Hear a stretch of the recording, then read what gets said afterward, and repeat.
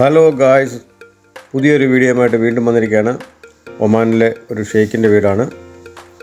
അവിടെ നമ്മൾ ഒരു പഴയ വർക്കിനെ ഒന്ന് പുതുക്കി അതിൻ്റെ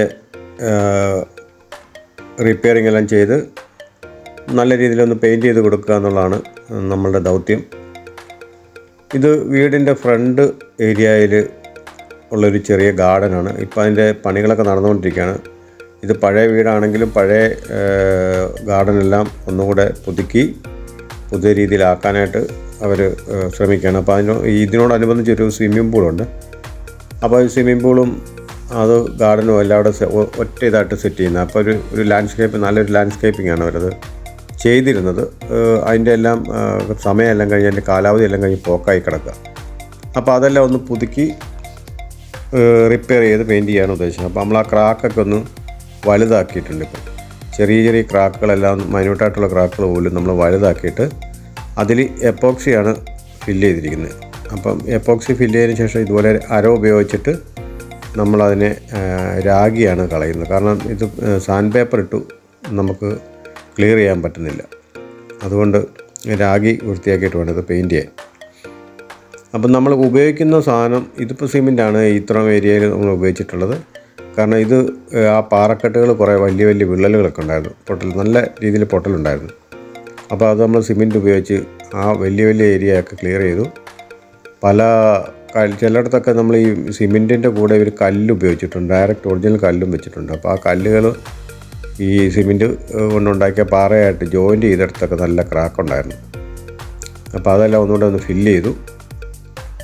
ഏറെക്കുറെ നമ്മുടെ റിപ്പയറിങ് ഏറെക്കുറെ ഫിനിഷ് ആയിട്ടുണ്ട്. ഇനി നമുക്ക് പെയിൻറ്റിംഗ് ആണ്. പെയിൻറ്റിങ്ങിന് നമ്മൾ ഉപയോഗിക്കുന്ന എപ്പോക്സിയാണ്. എപ്പോക്സി പെയിൻറ്റ് കൊണ്ട് നമ്മൾ പെയിൻറ്റ് ചെയ്യുന്നത് ഫസ്റ്റ് ടൈമാണ്. അപ്പം അതിന് മുമ്പായിട്ട് നമ്മൾ പെനിട്രേറ്റീവ് പ്രൈമർ എന്ന് പറയുന്ന സാധനമുണ്ട്. ജോട്ടൺ കമ്പനിയുടെയാണ്. ഓയിൽ ബേസ്ഡാണ്. കാരണം ഇത് എപ്പോഴും വെള്ളം നിൽക്കുന്ന ഏരിയ ആയതുകൊണ്ട് ഇതിനകത്ത് വെള്ളച്ചാട്ടം പോലെയൊക്കെയാണ് ചെയ്യുന്നത്. സെൻട്രൽ വെള്ളം വന്നിങ്ങനെ നിറഞ്ഞിട്ട് ഇങ്ങനെ ആ കല്ലിൻ്റെയൊക്കെ ഇടവഴി ഇങ്ങനെ വെള്ളം എപ്പോഴും സദാസമയം വീണുകൊണ്ടിരിക്കും. ഇങ്ങനെയുള്ള ആ ഗ്യാപ്പുകൾ വഴി ഇറങ്ങിക്കൊണ്ടിരിക്കും. അപ്പോൾ അതൊരു ഭയങ്കര ഭംഗിയുള്ളൊരു വ്യൂ ആണ്. എല്ലാം റിപ്പയർ ചെയ്ത് അതിൻ്റെ അകത്തെ ചുറ്റും ഒരു പോണ്ട് പോലെയാണ്. ആ പോണ്ടിൻ്റെ സെൻറ്ററിൽ ഒരു കൽക്കെട്ടാണ്. ആ കൽക്കെട്ടിൻ്റെ ഉള്ളിൽ നിന്നാണ് ഈ വെള്ളം വരുന്നത്. അപ്പോൾ ആ വെള്ളത്തിനുള്ളിൽ 3 മാനുകൾ നിൽക്കുന്നതായിട്ടും അതേപോലെ തന്നെ മുകൾ ഭാഗത്ത് കയറി മാൻ നിൽക്കുന്നതും അങ്ങനെ പിന്നെ അതിൻ്റെ പുറത്ത് ഇതെല്ലാം ഈ സിമെൻറ്റ് കൊണ്ട് ചെയ്തിരിക്കുന്നതും അതുപോലെ തന്നെ ഈ ഗാർഡന് വെളിയിൽ പുൽമേട്ടിനകത്ത് ഒരു 3-4 മാന് കിടക്കുന്നതുണ്ട്. അത് ഫൈബർ കൊണ്ടാണ് ഉണ്ടാക്കിയിരിക്കുന്നത്. അതെല്ലാം വളരെ മോശമായിട്ട് പോയിട്ട് നമ്മളത് മൊത്തത്തിലൊന്ന് റിപ്പയർ ചെയ്തിട്ടുണ്ട്. അപ്പോൾ ഫൈബറിൻ്റെ റിപ്പയറിങ് ഞാൻ വീഡിയോ എടുക്കാൻ പറ്റിയിരുന്നില്ല.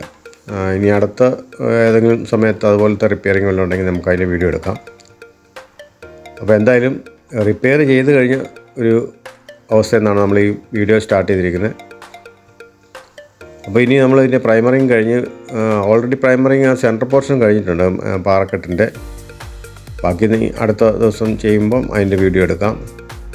ഇപ്പം നമ്മൾ എപ്പോക്സി ഉപയോഗിച്ചിട്ട് പെയിൻറ്റ് ചെയ്തുകൊണ്ടിരിക്കും. ഇത് എപ്പോക്സി എന്ന് പറയുന്നത് നമ്മൾ നാട്ടിൽ കിട്ടുമെന്നറിയില്ല. എന്തായാലും ഇവിടെ എല്ലാത്തരം കളറും നമുക്ക് അവൈലബിളാണ്.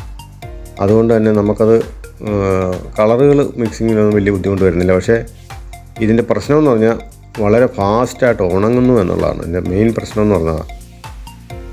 സാധാരണ നമുക്കൊരു വർക്ക് ചെയ്യാനായിട്ട് ഓയിൽ ബേസ് ഇനാമൽ പെയിൻറ്റുകളോ അല്ലെങ്കിൽ നമ്മുടെ ഓയിൽ ട്യൂബ് കളറില്ലേ അങ്ങനെയുള്ള കളറുമൊക്കെ നമ്മൾ ഉപയോഗിക്കുന്നത്. അതിനൊക്കെ നമുക്ക് ആവശ്യത്തിന് സമയം കിട്ടും ഉണങ്ങാതെ. ഈ വേഗം ഉണങ്ങുന്നതുകൊണ്ട് നമുക്കിതിനെ ബ്ലെൻഡ് ചെയ്തെടുക്കാൻ ബുദ്ധിമുട്ടാണ്. എന്തായാലും എപ്പോക്സി എൻ്റെ ഫസ്റ്റ് എക്സ്പീരിയൻസ് ആണ്.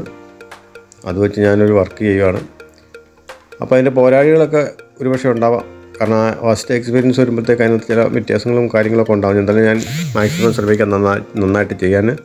അതേപോലെ തന്നെ നിങ്ങൾക്ക് എന്തെങ്കിലും സംശയങ്ങളുണ്ടെങ്കിലും എൻ്റെ എക്സ്പീരിയൻസ് വെച്ച് എനിക്കത് ക്ലിയർ ചെയ്ത് തരാൻ സാധിക്കും. ഇത് ഒരു വീഡിയോ തീരുമെന്ന് തോന്നില്ല, കാരണം കുറേ വർക്കുണ്ട്.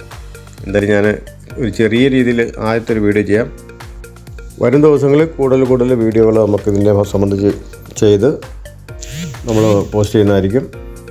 അപ്പോൾ ഇതുവരെ ആരെങ്കിലും സബ്സ്ക്രൈബ് ചെയ്തിട്ടില്ല എങ്കിൽ സബ്സ്ക്രൈബ് ചെയ്യുകയും അതുപോലെ തന്നെ എന്തെങ്കിലും അഭിപ്രായങ്ങളുണ്ടെങ്കിൽ അത് കമൻറ്റിൽ രേഖപ്പെടുത്തുകയും അതുപോലെ തന്നെ ലൈക്ക് ചെയ്യുകയും ചെയ്ത് സപ്പോർട്ട് ചെയ്യുമെന്ന് കരുതുന്നു.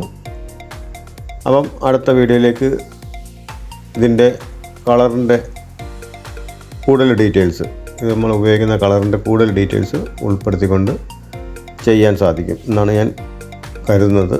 ഇപ്പം നിങ്ങളുടെ ഓരോരുത്തരുടെ സപ്പോർട്ട് പ്രതീക്ഷിച്ചുകൊണ്ട് തൽക്കാലം ഞാൻ ഇന്നത്തെ വീഡിയോ ഇവിടെ അവസാനിപ്പിക്കുകയാണ്. എല്ലാവർക്കും നമസ്കാരം.